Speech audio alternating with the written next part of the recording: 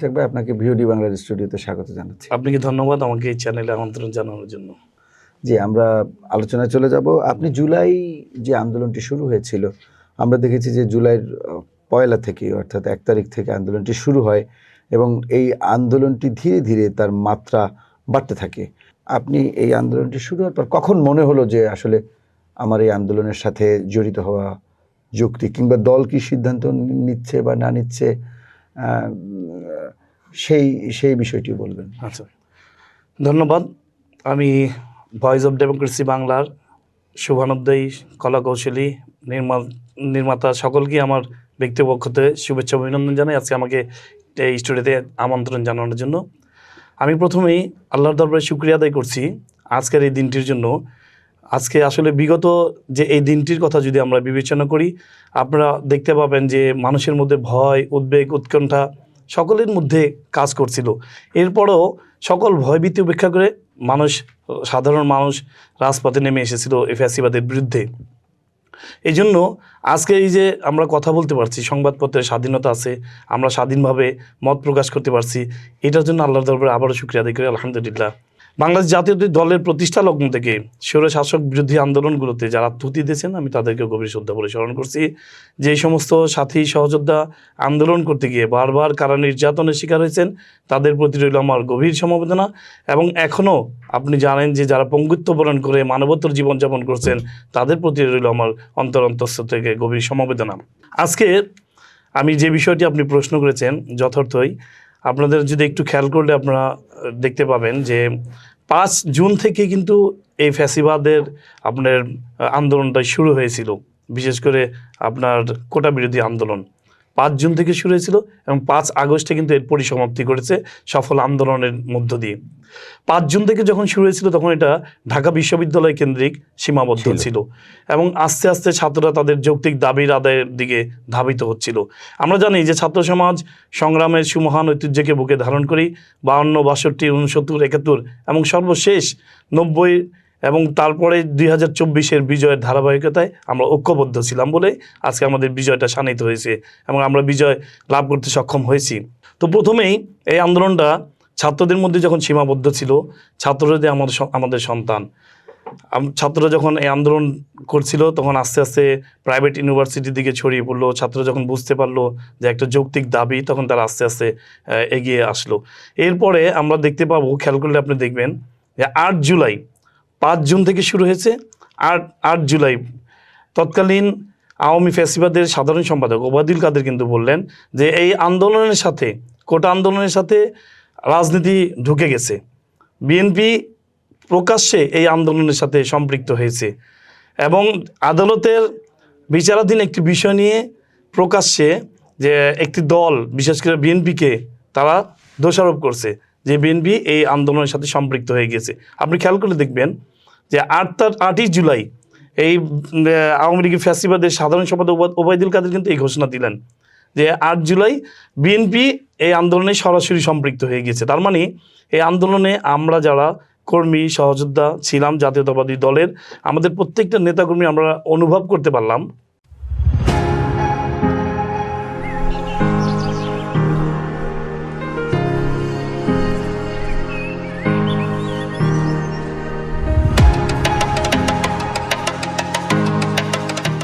যে ছাত্রদের উপর একটা স্টিম রোলার চালানোর সম্ভাবনা আছে যৌক্তিক দাবির বিরুদ্ধে। তখন আমাদের দেশনায়ক তারেক রহমান আমাদের বিএনপির ভারপ্রাপ্ত চেয়ারম্যান যাদেরকে মনে করেছেন যে অ্যাকোমোডেট করবেন, আমাদেরকে নির্দেশনা দিয়ে দিলেন যে তোমরা তোমাদের মতো করে প্রস্তুতি গ্রহণ করো এবং সেই অনুযায়ী কিন্তু আমরা আমাদের মতো করে প্রস্তুতি গ্রহণ করেছি এবং আন্দোলনে ছাত্রদের সাথে সম্পৃক্ত থেকেছি এবং প্রত্যেকটা আন্দোলনেই আমরা আমাদের যথাযোগ্য যেভাবে শক্তি প্রয়োগ করে থাকতে আমরা থেকেছিলাম। আপনি খেয়াল করে দেখবেন যে এই সমন্বয়ক যারা ছিল, ছাত্র আন্দোলনের সমন্বয়কদের কিন্তু কেউ ঠিকমতো চিনতেও না, তাদেরকে কেউ জানতেও না, জাতি জানেও নি তাদের সম্পর্কে। কিন্তু একটা সময় যখন সমন্বয়করা আন্দোলনের প্রস্তুতি নিচ্ছে তখন কিন্তু সাধারণ জনগণ সম্পৃক্ত হয়েছে। কখন থেকে আপনি খেয়াল করে দেখবেন 16 জুলাই আবু সাঈদ হত্যার ঘটনার মধ্য দিয়ে কিন্তু সাধারণ মানুষ তাদের যৌক্তিক দাবির কারণে রাজপথে সেদিন নেমে এসেছিল।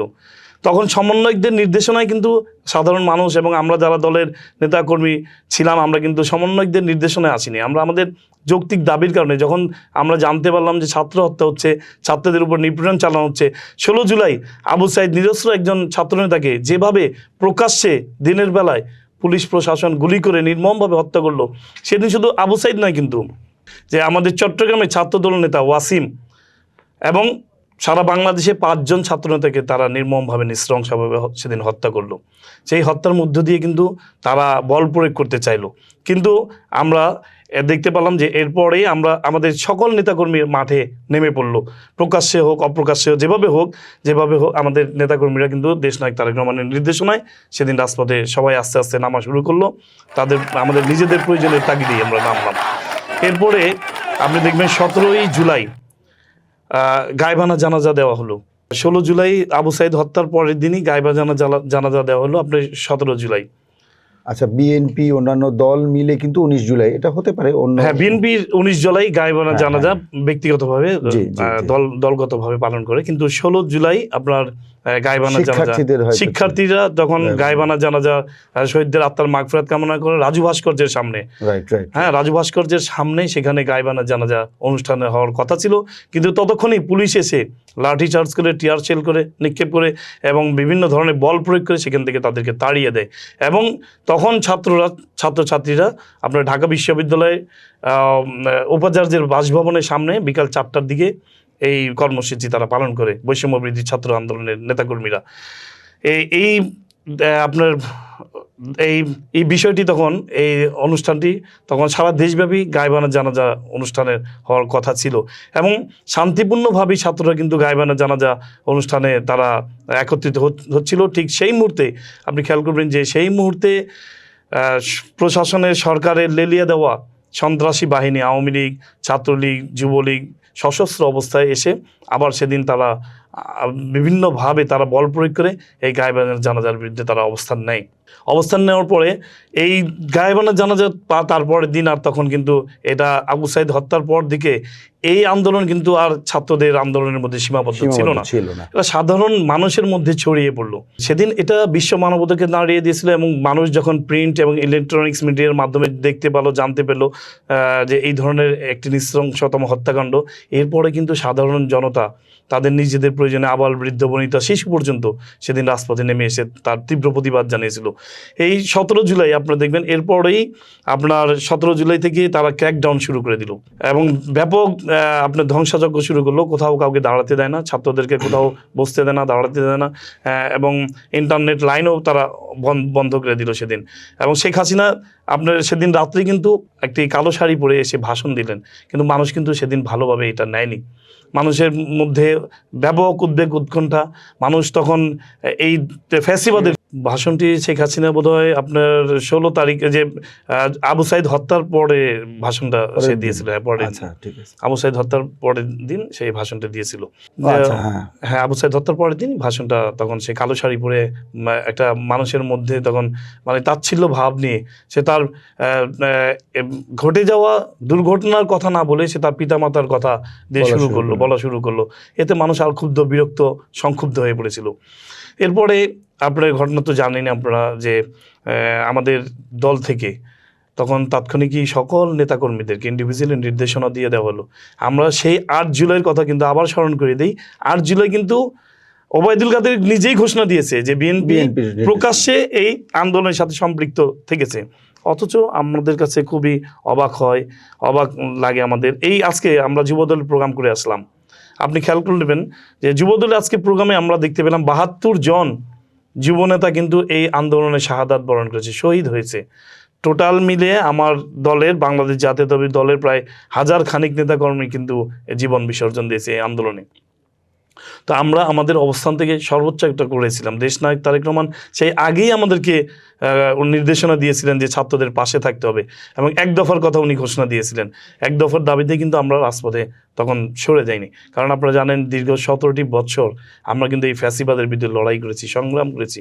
আমার বিরুদ্ধে 366টি মিথ্যা মামলা দায়ের করা হয়েছিল, বছরের পর বছর কারাবরণ করেছি। আমার পরিবারের উপরে আওয়ামী বাকশালীদের ষড়যন্ত্রের বিষাক্ত থাবায় আমার পরিবারের প্রায় 550 শতাধিক মিথ্যা মামলা ছিল। আমার এলাকায় আমি পুরান ঢাকা, আমি যখন ঢাকা মহানগর দক্ষিণ ছাত্র দলের সভাপতি দায়িত্বে ছিলাম, তখন 18 জন ছাত্রনেতাকে গুম করে ফেলা হয়েছিল।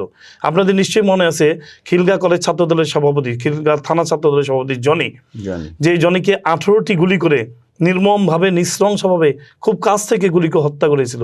এই হত্যা মামলার আসামি করা হয়েছিল আমাকে 1 নম্বর আসামি করে। জনি খুব অনুনয় বিনিময় করে বলেছিল যে আমি চলে যাব, আপনারা যা বলবেন আমি তাই মেনে নেব, আপনি আমাকে জীবন ভিক্ষা দেন। কোনো কাকতি মিনতি সেই প্রশাসনে কর্ণপাত হয়নি। তাই আইনের শাসন বলতে কিছুই ছিল না। আমাদের অধিকাংশ নেতাকর্মীদেরকে আপনারা দেখবেন জেলে খানায় হত্যা করেছে। নাসিরুদ্দিন আহমেদ পিন্টু ভাইকে, সাবেক সফল ছাত্রনেতা, আন্দোলনের স্বৈর শাসকের এরশাদ বিরোধী আন্দোলন থেকে যিনি রাজপথে সক্রিয় ছিলেন, সেই নাসিরুদ্দিন আহমেদ পিন্টুকে নির্মমভাবে কারাগারে মৃত্যুবরণ করতে হয়েছে। সালাউদ্দিন কাদের চৌধুরীকে বিচারের নামে, প্রহসনের মাধ্যমে, ক্যাঙ্গারু আদালতের মাধ্যমে রায় দিয়ে তাকে ফাঁসিতে ঝুলিয়ে হত্যা করেছে। এমনিভাবে আপনি হেফাজতের দিন দেখেন কীভাবে নৃশংসতম হত্যাকাণ্ড। সারা দেশে হেফাজতের ছাপলা চত্বরে সেদিন অন্ধকার করে হাজার হাজার রাউন্ড গুলি করে সেদিন শত শত নিরীহ আলেমদেরকে হত্যা করেছে। আমি দীর্ঘদিন কারাগারে ছিলাম, 3.5 বছরের অধিক সময়কাল। শেষ সময় এই ফ্যাসিবাদ পতনের 1 বছর আগে আমি জেলখানা থেকে বেরিয়ে এসেছি। আমি দেখেছি যে আলেমদের উপর কি নির্মম নৃশংস অত্যাচার, জুলুম, জেলখানার মধ্যেও তারা ছাড় দেয়নি। তো এই ফ্যাসিবাদ এমনভাবে এই দেশটাকে কুক্ষিত করে রেখেছিল যে আমরা 17 বছর কিন্তু আমাদের, আপনি খেয়াল করে দেখবেন 1000 নেতাকর্মী, প্রায় 1000 নেতাকর্মী এখনও গুমের শিকার হয়ে কোথায় কী অবস্থা আছে আমরা জানি না। আমাদের ইলিয়াস আলী ভাই, একজন জাতীয় নেতা, তাকে পর্যন্ত গুম করে ফেলেছে, অথচ আজও পর্যন্ত আমরা হদিশই পাইনি যে এই ইলিয়াস আলী কোথায় আছে, কেমন আছে। তাদের পরিবার আজকে প্রতিনিয়ত দুমড়ে দুমড়ে কেঁদে ওঠে। প্রতিদিন আমার মনে হয়, আপনারা জানেন যে তাদের পরিবার সন্তানরা চেয়ে থাকে, এই বুঝি তাদের বাবা, এই বুঝি তাদের স্বামী এসে ঘরের দরজায় কড়া নাড়বে। এই উদ্বেগ উৎকণ্ঠার মধ্যে আজকে সারাটা জীবন তাদের কাটছে। আমার এলাকা পুরান ঢাকা, আমার বংশাল, আমার আপন ভাতিজা গুমের শিকার হয়েছে। আমি জানি না যে তাদের কী অবস্থা আছে। কোতোয়ালি সূত্রাপুর থানা ছাত্রদলের আর 7 জন সহযোদ্ধাকে 2013 সালে, সেই 2013 সালে আন্দোলনের সময় গুম করেছিল। এখনও পর্যন্ত আমরা জানি না তারা কী অবস্থা আছে, তাদের পরিবারগুলো কত কষ্টের মধ্যে জীবনযাপন করছে। সকলেই মানবতর জীবনযাপন করছে। প্রত্যেকটি পরিবার অসহায়ের মতো চেয়ে থাকে যে এই বুঝিয়ে কখন যেন তার সন্তান, তাদের পিতা, তাদের স্বামী ঘরের দরজায় এসে কড়া নেড়ে বলবে যে আমি ফিরে এসেছি। আসলে আমরা সেরকম পরিবেশ পরিস্থিতি দেখি না। আপনারা দেখেছেন যে আয়না ঘর নামক যে ঘরগুলিতে কিভাবে নির্যাতন করা হয়েছে। কিছু মানুষ, তাদের ভাগ্য ভালো ছিল, তারা অসুস্থ অবস্থায় ফিরে এসেছে। আর এখনও আমরা অনেক ছাত্রনেতাদেরকে গুম অবস্থায় আছে, জানি না তারা কী অবস্থা আছে। এই যে প্রতিকূল অবস্থার মধ্যে আমাদের লড়াইটা, আমাদের এই লড়াইটা ছিল দীর্ঘদিনের লড়াই। আমাদের এই আন্দোলনের ফসল কিন্তু আজকে এই যৌক্তিক ছাত্র আন্দোলনের মধ্যে দিয়ে পরিসমাপ্তি ঘটেছে। আমরা চেয়েছিলাম যে দেশে গণতন্ত্র ফিরে আসুক, ভোটের অধিকার ফিরে আসুক। বারবার আপনি দেখেন, বারবার ভোটের অধিকারকে ভুলুণ্ঠিত করা হয়েছে, জনগণের কণ্ঠরোধ করা হয়েছে, জনগণের গণতান্ত্রিক অধিকারকে নিয়ে ছিনিমিনি খেলেছে। আজকে আপনারা খেয়াল করলে দেখবেন এই গণতান্ত্রিক আন্দোলন করতে গিয়ে সবচাইতে বেশি নির্মম নির্যাতনের শিকার হয়েছে এই দেশের স্বাধীনতার ঘোষকের পরিবার, জিয়া পরিবার, যার আমাদের দেশনেত্রী বেগম খালেদা জিয়া, দক্ষিণ আফ্রিকায় গণতন্ত্রের প্রহরী, যিনি 82 থেকে 90 এবং আওয়ামী দুঃশাসন বিরোধী আন্দোলনে যিনি বারবার নেতৃত্ব দিয়েছেন, তাকে এই কারাগারে নিক্ষেপ করে নির্মম নির্যাতন চালানো হয়েছে। ঢাকা কারাগার, যেখানে কোনো মানুষ ছিল না, কোনো কয়েদি ছিল না, কোনো বন্দী ছিল না, সেই ঢাকা কারাগারে একটি ঘরে, নির্জন একটি ঘরে, স্যাঁতস্যাঁতে একটি ঘর, অপরিষ্কার অপরিচ্ছন্ন একটি জায়গায় দেশনেত্রী বেগম খালেদা জিয়াকে দিনের পর দিন রেখে মানসিকভাবে নির্যাতন করা হয়েছে। তাকে চিকিৎসা পর্যন্ত দেয়নি। আজকে জিয়া পরিবারের দিকে তাকিয়ে দেখবেন যে গণতান্ত্রিক আন্দোলনের যারা এই দেশ ও জাতিকে নেতৃত্ব দিয়েছেন, বারবার জনগণ বারবার যাদেরকে রাষ্ট্রীয় ক্ষমতায় অধিষ্ঠিত করেছে, যাদের উপরে আস্থা, ভরসা এবং বিশ্বাস রেখেছে, সেই জিয়া পরিবারের উপরে সবচেয়ে বেশি নির্মম নির্যাতন চালানো হয়েছে। খালেদা জিয়াকে বারবার চাপ প্রয়োগ করা হয়েছিল দেশের বাইরে চলে যাওয়ার জন্য, কিন্তু উনি কিন্তু একটি কথাই বলছেন, দেশের বাইরে আমার কোনো ঠিকানা নেই। মরতে হলে দেশের মাটিতে মরবো, বাঁচতে হলে দেশের মাটিতে বাঁচবো, দেশের বাইরে আমার কোনো ঠিকানা নেই। এদেশের মানুষকে আমি এই অবস্থায় রেখে কোথাও যাব না। এইভাবে আমাদের দেশনেত্রী বেগম খালেদা জিয়া চাইলেই তার জীবনটা সুন্দর করে আবার এই অবস্থায় উনি আরামায়েশে জীবন কাটাতে পারতেন, কিন্তু উনি কারাগারকেই কিন্তু বেছে নিয়েছিলেন। তো এইভাবে করে আমাদের ভারপ্রাপ্ত চেয়ারম্যান তারেক রহমানের উপর কি নির্যাতনটা হয়েছিল আপনার খেয়াল দেখেন, যে তার মেরুদণ্ডের হাড় ভেঙে দেওয়া হয়েছিল, তাকে হত্যা করার উদ্দেশ্যে সেদিন তাকে এই নির্যাতন চালানো হয়েছিল। তারা জানে যে তারেক রহমান যদি সুস্থ অবস্থায় দেশে ফিরে আসে, তারেক রহমান যদি সুস্থ থাকে, তাহলে তাদের প্রধান অন্তরায় থাকবে তারেক রহমান। এর জন্য তারা তারেক রহমানকে ধ্বংস করার জন্য, হত্যা করার জন্য তার মেরুদণ্ডের হাড় ভেঙে দিয়েছিল, তাকে বিদেশে জোরপূর্বক পাঠিয়ে দেওয়া হয়েছিল। তো এখনও উনি বিদেশে থেকেও এই দল, দেশ এবং জাতির জন্য আন্দোলনের নেতৃত্ব গিয়েছেন এবং সফল হয়েছেন। তার কাজে আমি মনে করি যে এই আন্দোলন আমাদের সেই 17 বছর যাবৎ কিন্তু আন্দোলন, এই আন্দোলনের পরিসমাপ্তি ঘটেছে 5ই আগস্ট। আমরা 5 তারিখে ছিলাম, আপনার 3 তারিখে যখন আপনারা দেখবেন ইলেকট্রনিক্স মিডিয়া, প্রিন্ট মিডিয়াগুলোতে সবগুলোতে আমার ছবি আসছে, কিন্তু আমরা 3 তারিখে প্রেস ক্লাবে যখন ছাত্ররা বৈষম্য বিরোধী আন্দোলনের ছাত্ররা বিক্ষোভ মিছিল দিলেন, সেই মিছিলে আমি মিছিল সহকারে উপস্থিত হলাম এবং আমি ওইখানে উপস্থিত থেকে দেখি আমাদের দলের অধিকাংশ নেতাকর্মী সেখানে উপস্থিত আছে। যেহেতু রাজনৈতিক কৌশলের কারণে সরকার বারবার বলছিল যে এটার মধ্যে বিএনপি ঢুকে গিয়েছে, এই জন্য কৌশলগত কারণে আমরা কিন্তু দলীয় ব্যানারে অংশ নিতে পারি, দলীয় ব্যানারে অংশগ্রহণ করতে করিনি, কারণ এটা ছাত্রদের যৌক্তিক দাবি ছিল, আমাদের সন্তানরাও ছাত্র, তা আমরা আমাদের সন্তানদের যৌক্তিক দাবির কারণে আমরা দলীয়গতভাবে ব্যানার নিয়ে অংশগ্রহণ করিনি। কিন্তু আমরা আগে থেকেই সকল নেতাকর্মী, আমি সেদিন উপস্থিত থেকে সকল যুবদল, ছাত্রদল, স্বেচ্ছাসেবক দল সহ সকল অঙ্গ সংগঠনের নেতৃবৃন্দকে সেখানে উপস্থিত দেখতে পেয়েছি, আমরা ব্যানার নিয়ে উপস্থিত হইনি। তো সেদিন আমরা মিছিল সহকারে আমাদের মিছিলটা নিয়ে আমরা উপস্থিত হই শহীদ মিনারে, 3 তারিখের কথা বলছি, 3 আগস্ট আমরা মিছিল সহকারে সেদিন উপস্থিত হই শহীদ মিনার প্রাঙ্গণে এবং আমরা সেদিন শপথ বাক্য পাঠ করি। সেদিন আমরা শপথ বাক্য পাঠ করি, আমাদের ছাত্ররা সেদিন শপথ বাক্য পাঠ করায় যে আমরা আমাদের দাবি, 1 দফা দাবি, মানে শেখ হাসিনার পতন ছাড়া আমরা আর ঘরে ফিরে যাব না। এবং আমরা সেই শপথ নিয়েই সেদিন আমরা আমাদের কর্মস্থলে আবার চলে যাই। যেমন আমি যাত্রাবাড়ি থেকে কিন্তু নেতৃত্বটা দিয়েছি, ওখানে রাজপথে দেখেছি, নিজের চোখের সামনে দেখেছি কি নির্মম নির্যাতন, হত্যা, হেলিকপ্টার থেকে গুলি বর্ষণ করা হচ্ছে। আমার বোন জামাই, উনি সেই এলাকার স্বেচ্ছাসেবক দলের সভাপতি। যাত্রাবাড়ি ছিল মেন জায়গা, যেখান থেকে আপনার যে জায়গাটিকে আমরা দখল রেখেছিলাম, ফ্যাসিবাদের প্রশাসন এবং ফ্যাসিবাদের দোসররা অতর্কিতে হামলা করে যে জায়গাটি তার দখল করতে পারেনি একেবারে বিজয় অর্জিত না হওয়া পর্যন্ত, সেই জায়গাটিতে আমরা দায়িত্ব পালন করেছি।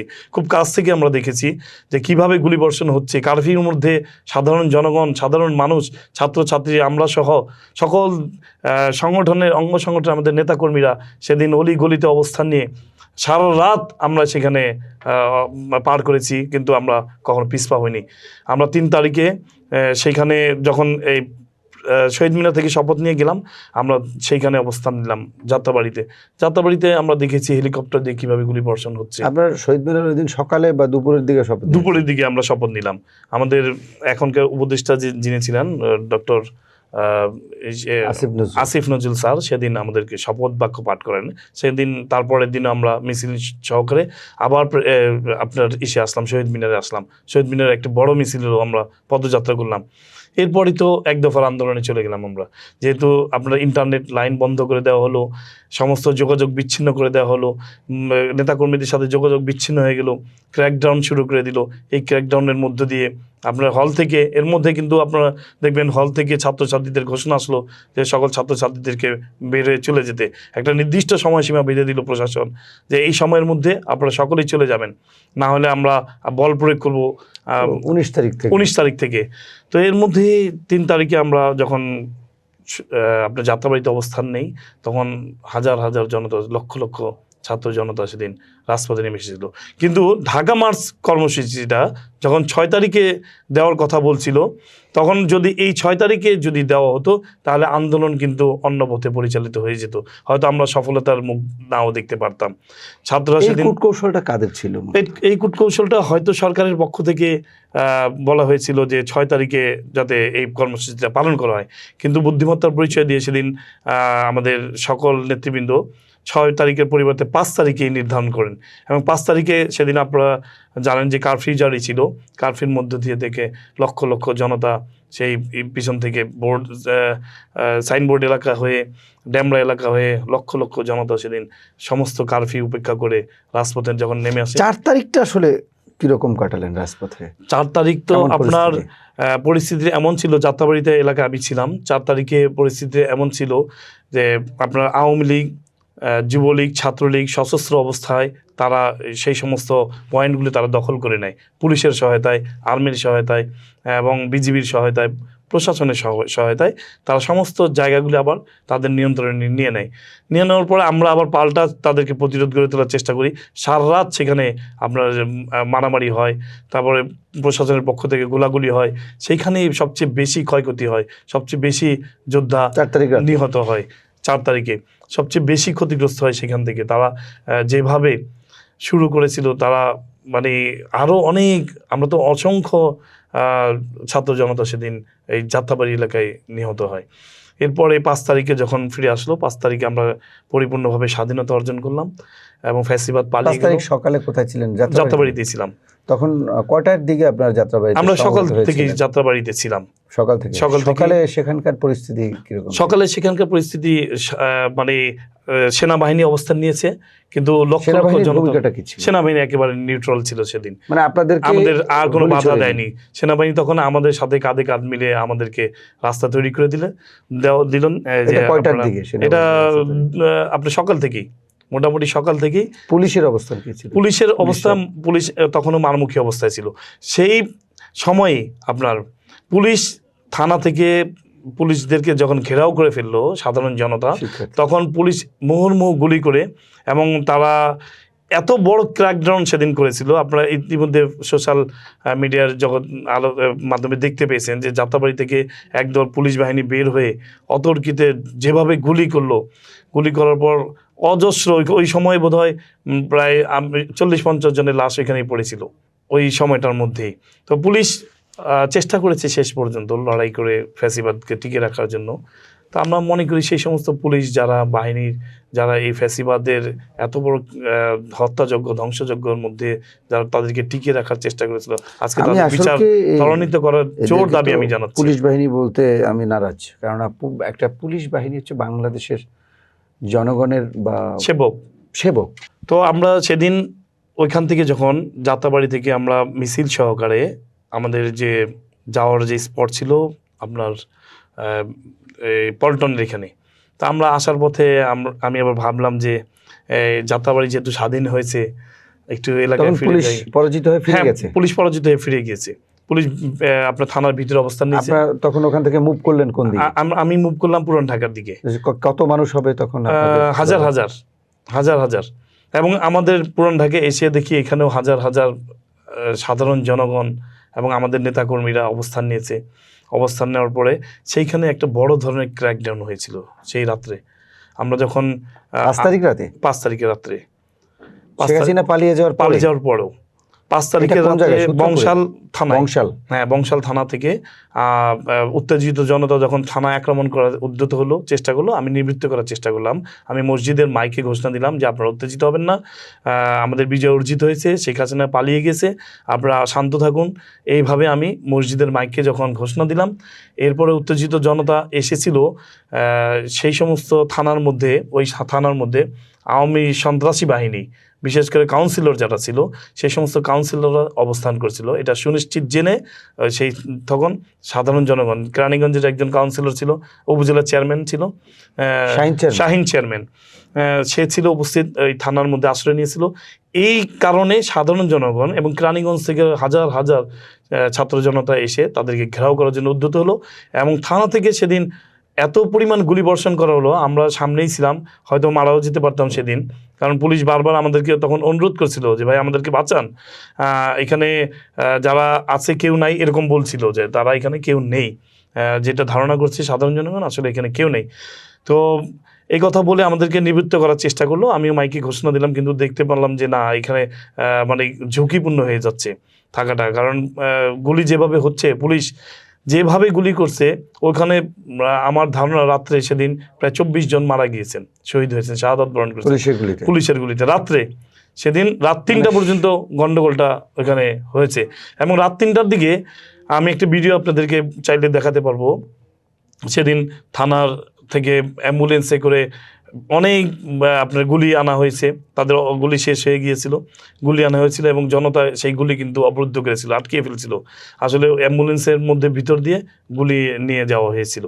তো থানায় আটকে দেওয়ার পর তারা আবার কৌশলে সেখানে ব্যাপক গুলি বর্ষণ করে জনতাকে চাপিয়ে দিয়ে আবার গুলি এনে তারা রাত 3টার দিকে প্রিজন ভ্যানে শুনেছি যে প্রিজন ভ্যানে করে সেই সমস্ত সন্ত্রাসীদেরকে তারা নিরাপত্তা দিয়ে সেখান থেকে প্রস্থান করে। কিন্তু যাওয়ার সময় প্রায় 24 জন, আমার ধারণা আমার 2 জন আত্মীয় মারা গিয়েছেন, শহীদ হয়েছেন বংশাল এলাকার, আমার এলাকার পাশের এলাকায়।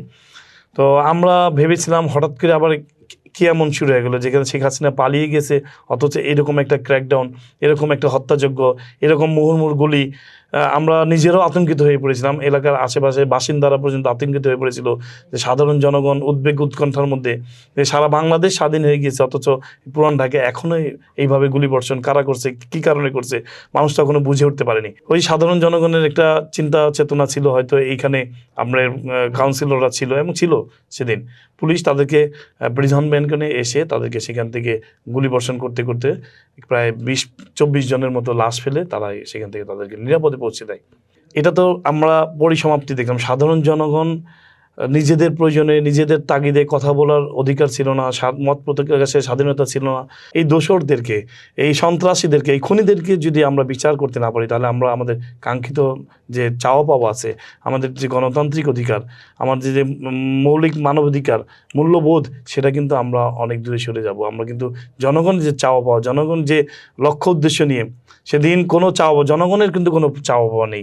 জনগণ কিন্তু সেদিন সাহসী ভূমিকা পালন করেছে, রাজপথে নেমে এসেছিল। কেন? তাদের ছাত্রদেরকে, তাদের সন্তানদেরকে যেভাবে হত্যা করেছে, যেভাবে আপনার গুলি চালিয়েছে, শিশু বাচ্চারা পর্যন্ত আপনারা দেখবেন অসংখ্য শিশু মারা গিয়েছে, হ্যাঁ, বাসায় বসে থেকে মারা গিয়েছে। এই হলো যদি হয় পুলিশ বা প্রশাসনের ভূমিকা, দলীয় নিজের ভিত্তিক ভূমিকা, আমরা এই ধরনের রাষ্ট্র বিনির্মাণ হবে সাম্য এবং মুক্তির ভিত্তি থেকে, মানুষের মৌলিক মানবাধিকার এবং ভোটের অধিকার থাকবে, মানুষ নির্বিঘ্নে তাদের ভোটের অধিকার প্রয়োগ করে তাদের পছন্দের সরকার প্রতিষ্ঠা করবে এবং সেই সরকার এই ফ্যাসিবাদের মতো কোনো ধরনের জঘন্য ভূমিকা রাখবে না, এইটা আমরা প্রত্যাশা করি। আমরা আমাদের 5ই আগস্টের যে চেতনা, মানুষের যে প্রত্যাশার জায়গা, দেখুন এখনও ফ্যাসিবাদীর দোসররা কিন্তু বিভিন্ন প্রশাসনের রন্ধ্রে আছে। আমাদের দেশনায়ক তারেক রহমান যথেষ্ট ধৈর্যের পরিচয় দিয়ে যাচ্ছেন এবং প্রত্যেকটি নেতাকর্মীদেরকে উনি ঘোষণাই দিয়েছেন যে আগামী নির্বাচনটা হবে জনগণের প্রত্যাশিত নির্বাচন, কঠিন নির্বাচন, জনগণের কাছে যান, বারবার উনি কিন্তু ঘোষণা দিচ্ছেন। তো এর মধ্যে একটা ফ্যাসিবাদ পতনের পর আপনারা ইতিমধ্যেই দেখবেন যে বিভিন্নভাবে বিভিন্ন কায়দায় ফ্যাসিবাদের দোসররাও আমাদের দলের উপরে এসে অনেকাংশে অনেক ক্ষেত্রে ভর করে আছে এবং এদের দ্বারাই কিন্তু এই সমাজের মধ্যে বিভিন্ন ধরনের দুর্ঘটনা সংঘটিত হচ্ছে। আমাদের চেয়ারম্যান আজকেও ঘোষণা দিলেন যে আপনারা জনগণের কাছাকাছি যান, জনগণের কাছে থাকুন, আগামী দিনে জনগণের অধিকার আপনারা গ্রহণ করার চিন্তা ভাবনা করুন, জনগণ কী ধরনের রাষ্ট্র চায় সেই রাষ্ট্রই আপনারা জনগণের মনোভাব আপনারা বোঝার চেষ্টা করুন এবং জনগণের পাশে থাকুন এবং সেই অনুযায়ী আমরা এখন কাজ করে যাচ্ছি। আমাদের পুরাতন ঢাকায় আপনারা দেখবেন যে জনগণের যে সমস্ত দুর্ভোগের জায়গাগুলি আছে সেই সমস্ত দুর্ভোগের জায়গাগুলিতে আমরা জনগণের পাশে থেকে কাজ করে যাওয়ার চেষ্টা করে যাচ্ছি এবং জনগণ এর আগেও বারবার বিএনপির উপরে ভরসা করেছে এবং আগামীতেও ইনশাল্লাহ জনগণ বিএনপির উপরে ভরসা করবে, প্রত্যাশা করবে এবং জনগণ সেই প্রত্যাশা অনুযায়ী বিএনপি জনগণের প্রত্যাশা পূরণ করতে শতাধিক সফল হবে বলে আমি মনে করি। আমার 22 বছরের অধিক কারাদণ্ড ছিল, কারাদণ্ডে দণ্ডিত ছিলাম আমি 366টি মিথ্যা মামলা, বিগত দিনে যে পলিটিক্যাল রাজনৈতিক মামলাগুলো। মানে সুনির্দিষ্ট করে বলবেন কোন মামলাটি? মামলা বলতে মানে 22 বছর কি বিভিন্ন মামলা? বিভিন্ন মামলা বলতে 6টি মামলায় আমাকে রাতের অন্ধকারে 6টি মামলায় রাতের অন্ধকারে আদালত বসিয়ে নির্বাচনের আগে, যে নির্বাচনটি প্রশাসনের 18 সালের নির্বাচন, সেই নির্বাচনের আগে আমাকে 22 বছর 6 মাস কারাদণ্ডে দণ্ডিত করলো। তো আপনি আরেকটি বিষয় আমি আপনাকে অবহিত করি, 3 তারিখের যে বিষয়টি ছিল আন্দোলনের শহীদ মিনারে, তখন আওয়ামী লীগের ভেরিফাইড পেজ থেকে আমার বিরুদ্ধে একটি প্রচারণা চালানো হয়। সেখানে লেখা ছিল যে ইসাক সরকার ছাত্রদলের সাবেক সভাপতি, যুবদলের সাংগঠনিক সম্পাদক কেন্দ্রীয়, সে শহীদ মিনারে এসেছে ছাত্রদের সাথে মিছিল করার জন্য। এখানে সে বিভিন্ন নাশকতা মামলার আসামি, সে ঢাকা শহরের সকল নাশকতার মামলার মূল আসামি, সে এখানে এসেছে ছাত্রদের সাথে মিছিল করার জন্য। এখানে মিছিল করবে এবং ছাত্রদেরকে হত্যা করবে, হত্যা করে এই লাশ নিয়েই তারা মিছিল করবে, সরকার পতন আন্দোলন করবে। সুতরাং আপনারা যদি ছাত্ররা গিয়েও থাকেন সেখানে আর যাবেন না, এরা আপনাদের হত্যার ফাঁদ পেতেছে। এই ধরনের একটা ভেরিফাইড পেজে, আওয়ামী লীগের ভেরিফাইড পেজে তারা আমার বিরুদ্ধে এই ধরনের একটা লেখা তারা সেদিন লিখে, এবং সেটা তখন আপনি এটা তাদের চিন্তা ষড়যন্ত্রের করেন, একটি অংশ ছিল। চিন্তা করুন যে এই সরকার, এই ফ্যাসিবাদ সরকার যদি পতন না হতো তাহলে আমাদের অবস্থাটা কি হয়ে দাঁড়াতো। তা আমরা ইনশাল্লাহ তারেক রহমান আমাদের ভারপ্রাপ্ত চেয়ারম্যান যেভাবে নির্দেশনা দিয়েছেন, আমাদের প্রত্যেকটা নেতাকর্মী সেই 8 জুন থেকে আমরা মাঠেই ছিলাম। শুধুমাত্র কৌশলগত কারণে আমরা আমাদের ব্যানার নিয়ে উপস্থিত হইনি। ধন্যবাদ।